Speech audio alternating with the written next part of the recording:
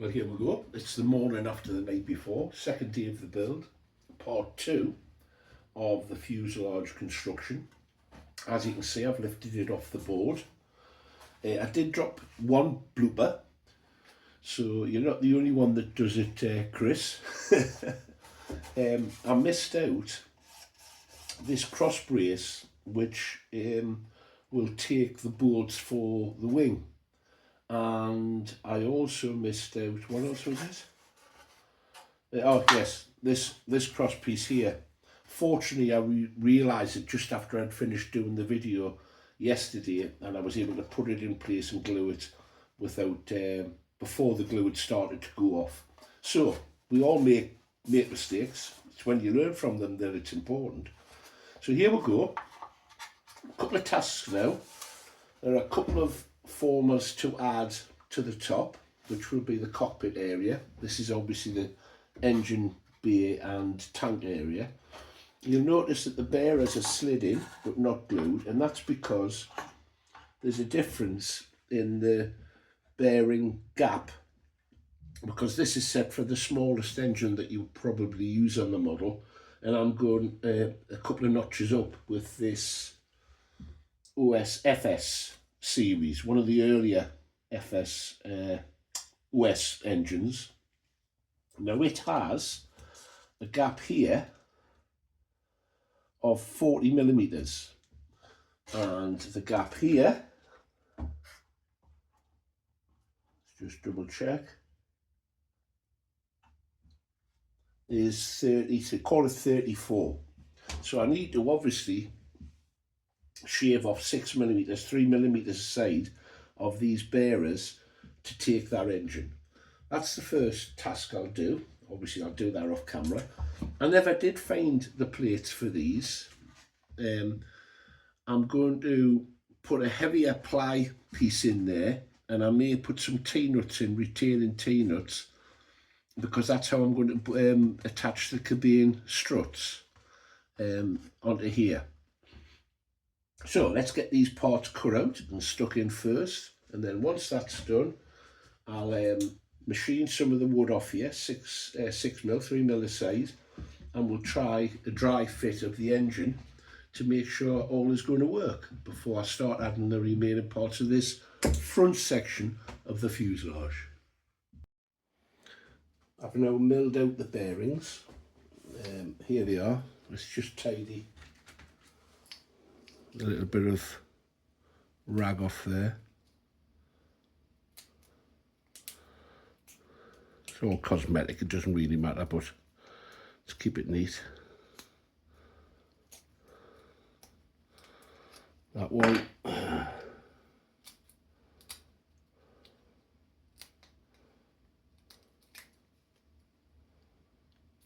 when it comes to bearings, I always epoxy them in place. I think it's safe too. I've taken 3 mil off each side.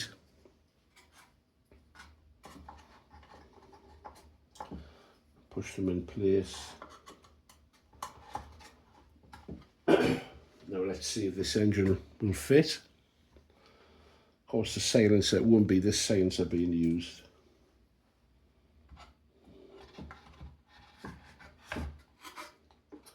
There you go. That's a neat fit. Just about anyway. I can live with that. And this silencer, I'm hoping I can direct it straight down and out through the bottom. But that part's best done now. And the next stage will be to add the cheeks that go on the inside. Before I do that, I'm going to put the blocks in here. I think I've decided how I'm going to do it, because that'll become difficult at the next part if I don't do it now. So, next part, let's crack on and put those little missing parts in that I can't find anywhere. Sometimes one just has to admit defeat, and in my case, I've given up looking for part 6. They were the internal blocks, which, from what I can understand, the intention was to screw the cabine into those blocks.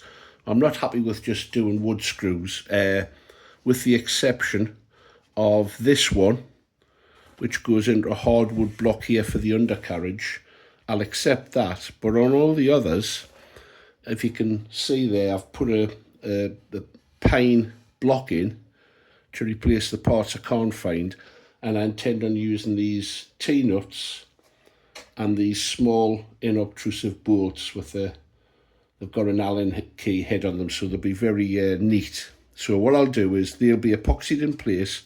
I'll mix some epoxy up for the bearers as well. Once all that's gone off, I'll drill these ones out at least and put the T-nuts in and clamp them into position. And then I can start putting the internal engine bay components that go in here. So I've give up, but I've found a solution. There you go. I've started adding the T-nuts here. There you go. Drilled the hole out all the way through, so it'll just about take the boss. Push it into place. Bit of sacrificial wood to stop it being chewed up.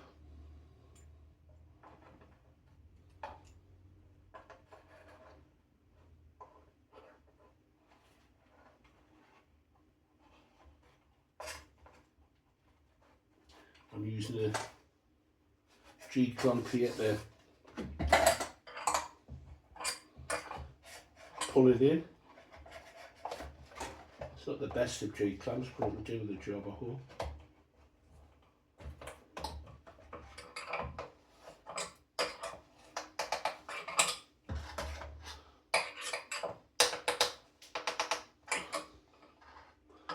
That's it. Crash bang wallop, just to check everything's going in properly.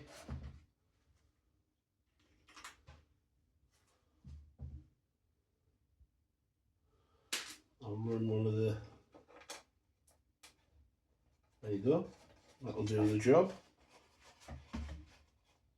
So I've got the others to do. A little bit of planning goes a long way. This is the base plate for the inside of the engine bay.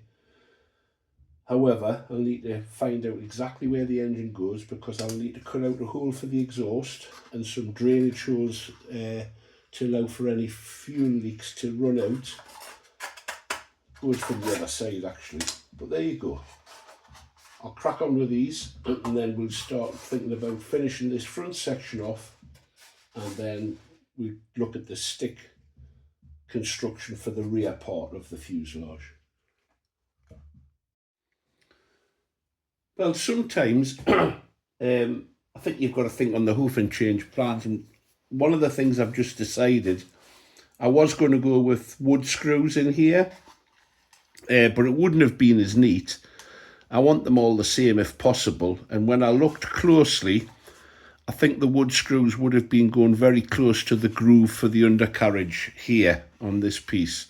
So what I've done, I've carefully milled out a slot and dropped in the appropriate nut, and I've put a piece in of hardwood to stop the nut from moving. So I've got a retained nut that allows me to screw the bolts in to match the others. So that's the first thing that I've done. The next is I'm looking at this, and before I go any further, I need to actually work out the exact position of the engine before I put the side cheeks in, before I do much else actually. Now, I had thought about discarding this vac-formed cowl nose piece, simply because on the other model that I own of a D7, this was totally wrecked, so I scratch made one. But actually, when I look at it, you know, it's quite tough, and I think it'll do the job. So what I've done is I've removed the centre point, and I've dremeled that, just roughly cut it and then dremeled it to get it right. I've got this part, which the idea is it fits in neatly inside, and then you cut off the surplus, and after a little bit of fettling and removing of material, I think I've got the right fit. So in it goes. and you push it up to the stops, which you then screw through into this wood. So what I'm going to do is line it up, which I think I'm managing to do here. And when I'm happy with it, I'm going to run some CA around the inside, let it set, and then I'll cut off the surplus. That way I'll be able to mount this in the correct position, and then from that work out the relative position of the engine. So it needs a zap of glue in there. Hasn't taken long for this table to represent a war zone, has it? So I'll run a bead all the way around the inside.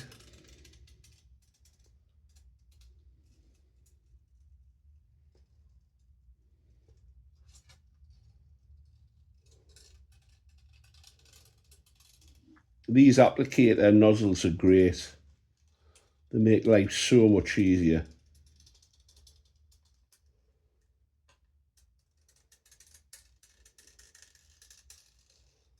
There you go.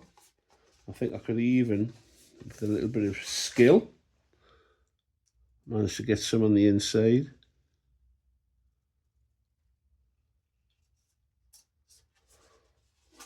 Maybe not as skillful as I think I am.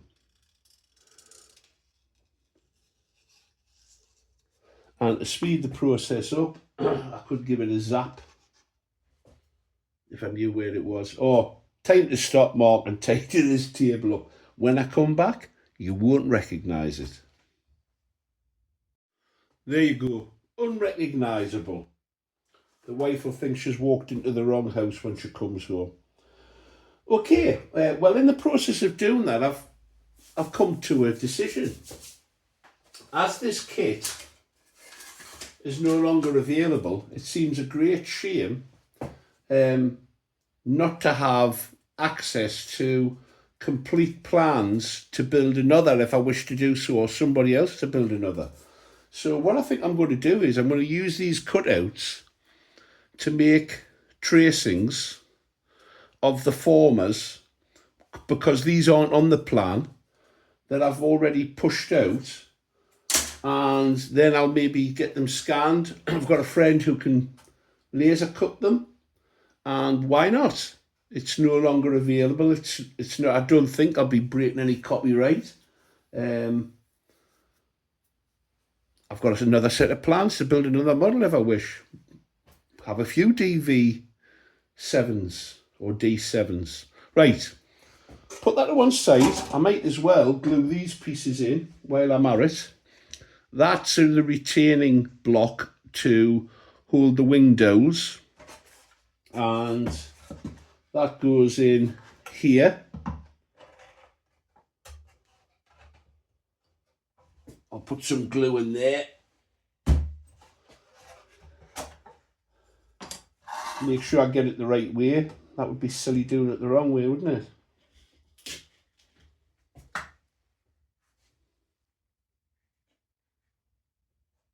Some glue.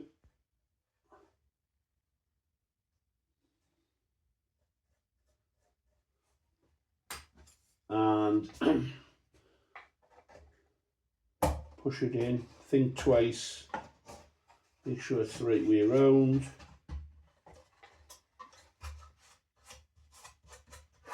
Right, that makes sense. That's that one in place. Flip it over, and there's a couple of formers here that need to be put in place. This one goes towards the rear.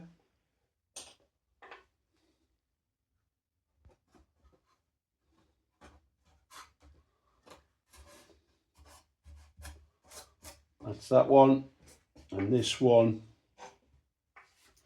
is the forward one, number 19.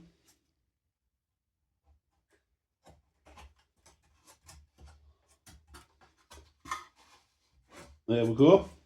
Starting to take shape, isn't it? So, next thing, right, back to this. Push that out the way. That's glued in now. It's a case of being brave and cutting this off. So the trick with this, I've found, isn't to cut it in one go,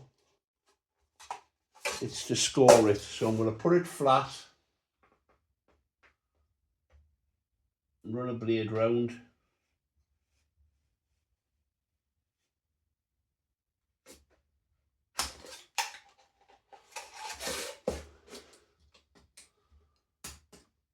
I'm deliberately cutting it bigger than it needs to be. Because once I get this shape off, it'll become easier.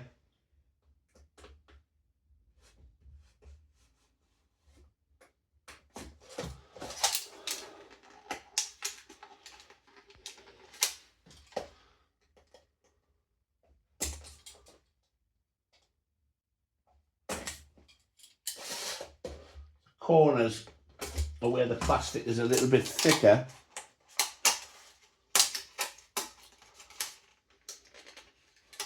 That's where it's a bit more reluctant to come off.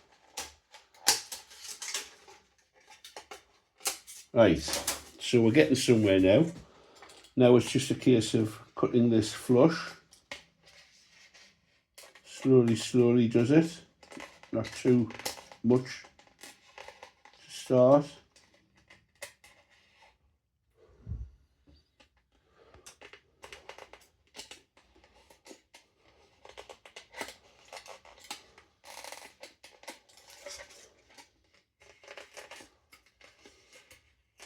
Yes, in the other model that I have, the one that's in finish colours,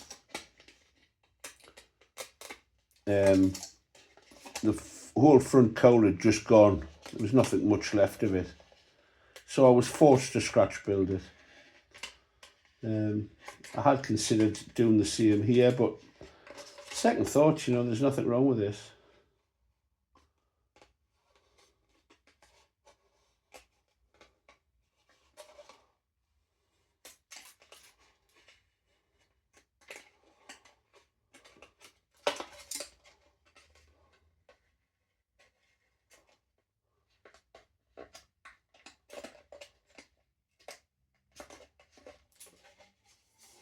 There we go. That's a bit of scrap.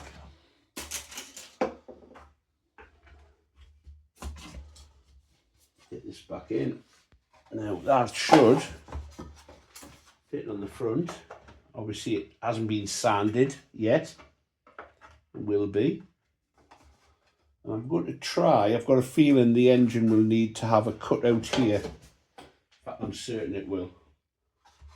But let's put it in. As far forward as it will go. That needs to go back quite a bit, or forward quite a bit. So what I'll do is I'll get it nice and flat first of all. So I'm happy with where it is. And then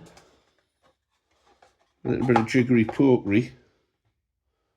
We'll get this pushed forward. Onwards and upwards.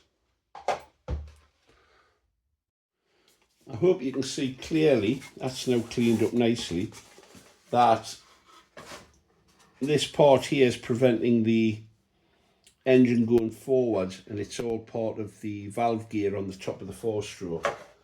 That's going to need to come out, and this needs to be cut away. So coffee time, and then brace myself to do a bit of hacking, but I think it's going to need some reinforcing on the inside here once I've done that.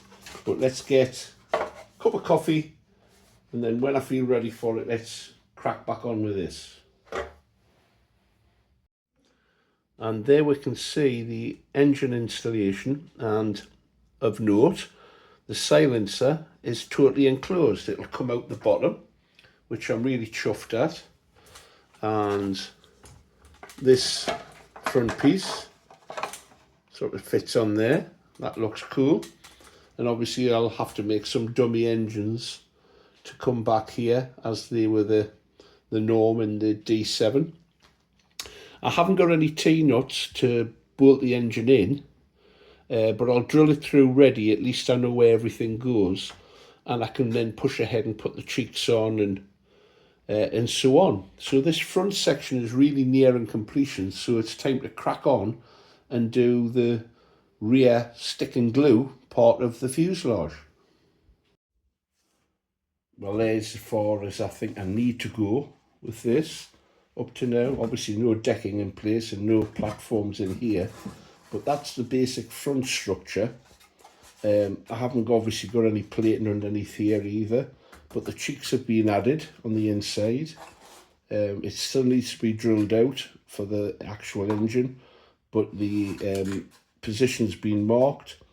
It's time to move on to the first part of plan building, and that's the rear part of the fuselage. So if I put this to one side, this is a conventional build now. Here's the rear fuselage, side view, plan view, and I've sorted the material. It's all clearly marked on the ends, which refers to which parts are which. And the wood itself, I'm actually quite impressed with it, to be honest with you. It's stiff enough to do the job, because we are talking about the fuselage here, but not too heavy.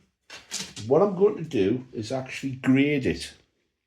And what I mean by grading it, I'm going to see which are the heavier pieces and which are the lighter pieces, and then try to pair them up.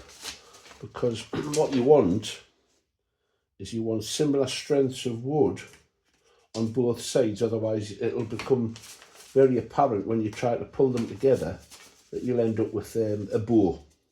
So straight away, for example, this piece here feels light. Put that to that side. These are all the part 27s, which are, I would say, well, let's measure it. These, of course, they're 6mm square. So all the 6mm square pieces, that's the lightest. That's quite heavy. That's in between. Very similar. So they're the heavier parts. They're the two heaviest. That's the lightest.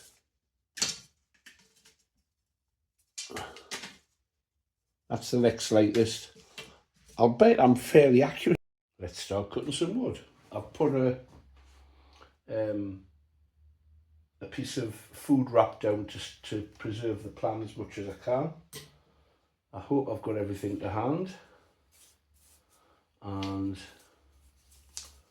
all but one of these, you know, I should have marked the heavy one, shouldn't I? That's the heavy one.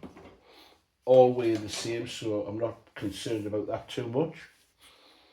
Mark them off and let's start doing them. So I'm marking off. I'm actually leaving it slightly longer so I can trim that later on.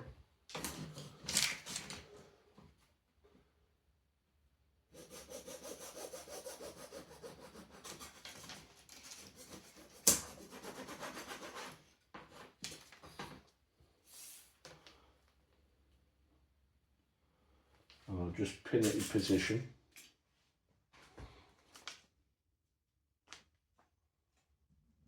And once I've laid this one down, I think we'll do the rest as a time lapse. Just to keep the length of this video reasonable.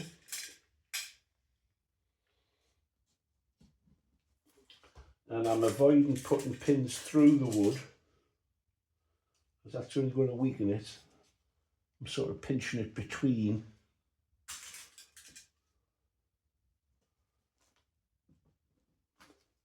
Now, I don't like building one on top of the other. I know some people do, but I've been down that road before, and no matter how I've tried, it's obviously just me sloshing the glue around. I end up gluing the pieces together. But what I can do is, if I keep this accurate, I can lift the thing off without removing the pins, and then use these as a guide for the next one, and it'll be exactly the same. I was nearest, damn it. So I'm putting them one side, then the other. Right, the rest of this, I'm going to time lapse. So here goes, folks.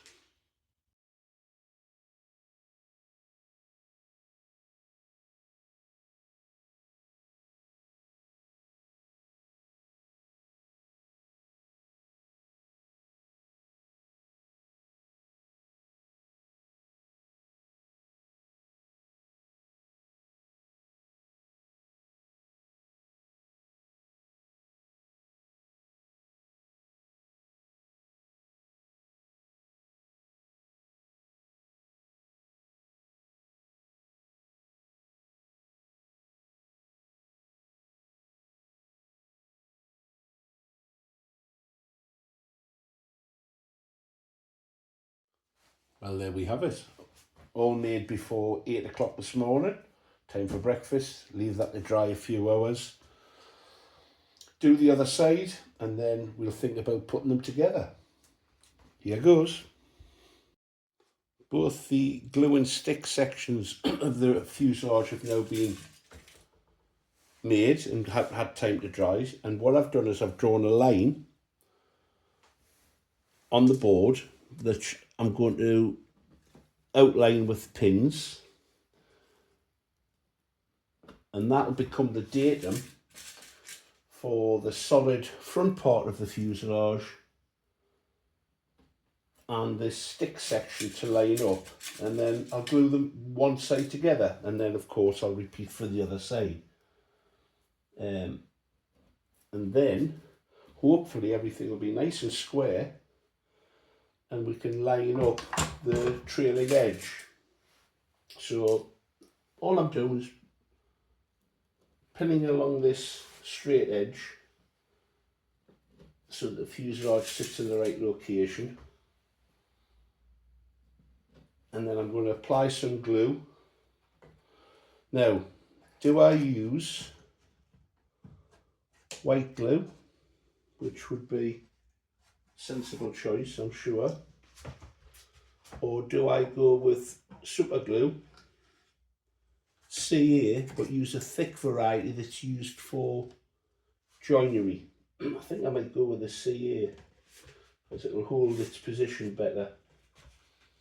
Something else that I've added, I've made these outlines out of 1/64 ply, and I'm going to glue them over the top of the joins. It'll add virtually no weight at all, but it'll add substantial strength to this joint. And as it's a potential weak point between the fuselage front and rear, I think the addition of those ply plates will greatly strengthen the model. So I'll get the glue and we'll glue that together, and once I've done both sides I'll talk about how we're going to pull the rear end together and some modifications I'm going to make from the plan. Okay, we'll go. The final part of this video is going to involve pulling the rear part of the fuselage together. I'm using a select jig. It's not strictly necessary, but it does make life a whole lot easier. The key is you need to line up the centre line all the way through, and I've done that by marking on. I think you might be able to see from this side. If you look closely down at the bottom here, oh, you can't see there, wait a moment. This one you can see, I've marked the centre line between the formers, and you line that up on the jig and make sure it's consistent all the way through. Now what I need to do is to pull the back together, and I'll do that using the PVA glue, and I've already pre-cut in pairs the cross pieces, making sure they're a matching pair. I'll glue the top ones in place using CA glue because I want an instant hold when I'm happy with the line up, and then when it's all everything's dry I'll flick it over and put the corresponding cross piece in there. First thing I'm going to do is actually apply some glue. Wait a moment.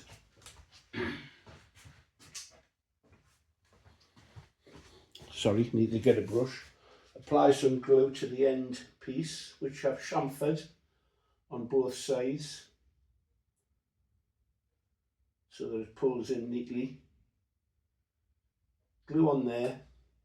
Then I'm going to clamp it and view it from above and make sure it's slid so that it's on the centre line. So we'll bring it together, just clamp it initially. I'm not worried about whether it's lined up at this stage. And I can see it needs to be adjusted.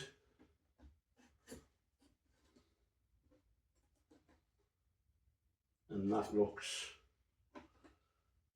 about right to me. Happy with that. Now, what I can do is I can put one in and then adjust. These are just loosely tacked down, the cross braces. That needs to come in a bit.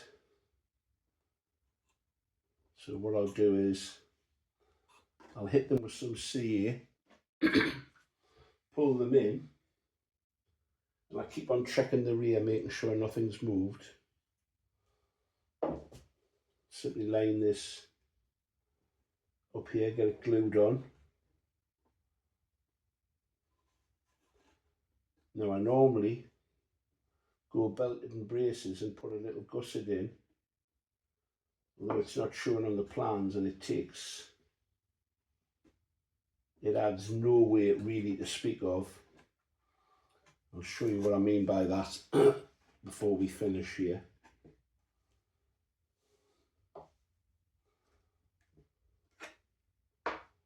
Just adjusting the tension.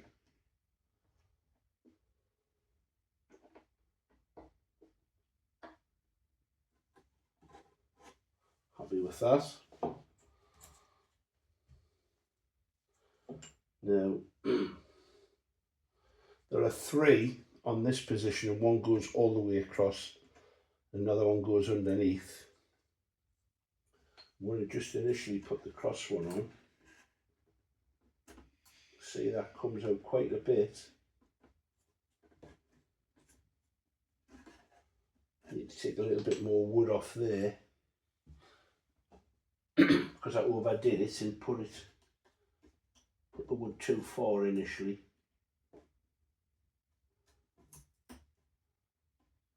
Okay,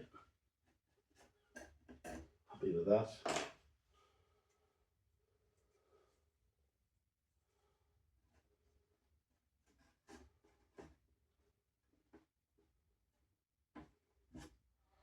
Let's put some glue on.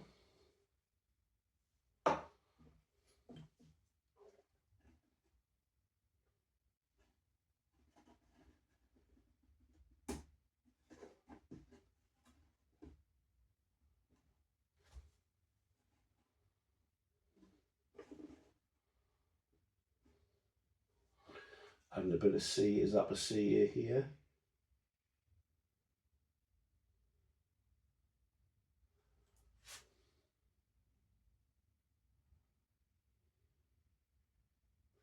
This is the stop for the tail surface.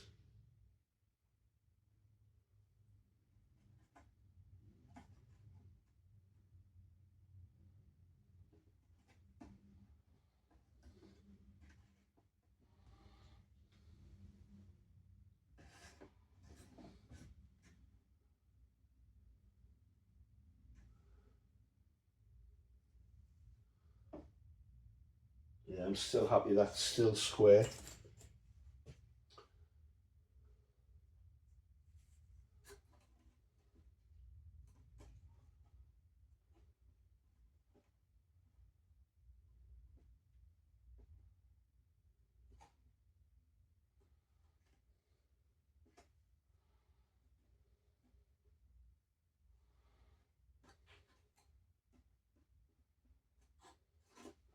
Yep, touch of CA. You can see the advantage of using the CA over a PVA or a white glue.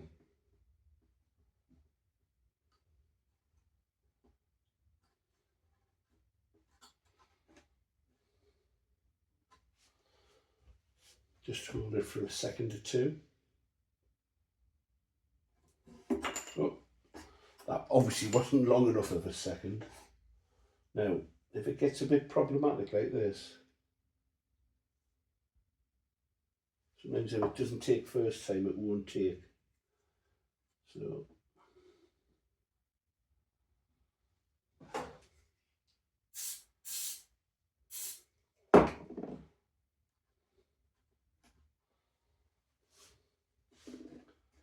guarantee that's going to hold now. There you go. Last pair here.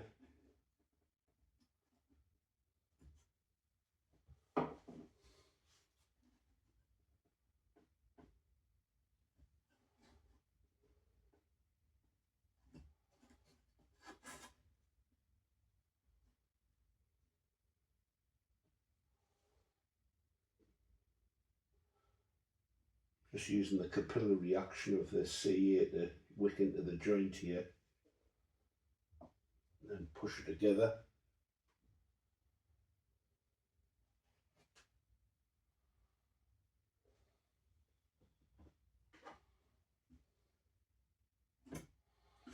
Now, this is part 30.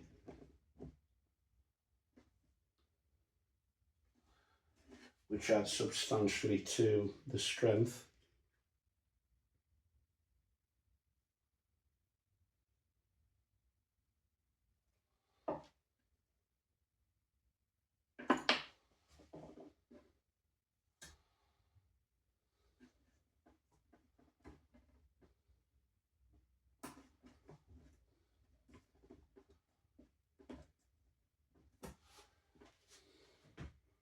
Now, on the plan, it shows